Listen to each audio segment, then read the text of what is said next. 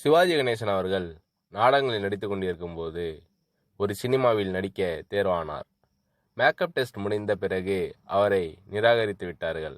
இந்த இளைஞனின் முகம் குதிரை முகம் போல் இருக்கிறது என்று காரணம் சொன்னார்கள்.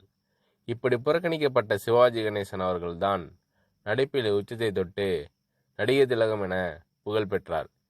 இப்பொழுது சினிமாவில் பிரபல இயக்குநர்களாக நடிகர்களாக இருப்பவர்களிடம் கேட்டு பார்த்தால் ஆரம்ப காலத்தில் அவர்கள் பட்ட அவமானங்களை, வேதனைகளை, வலிகளை, தாங்கள் புறக்கணிக்கப்பட்டதை கதை கதையாக சொல்வார்கள்.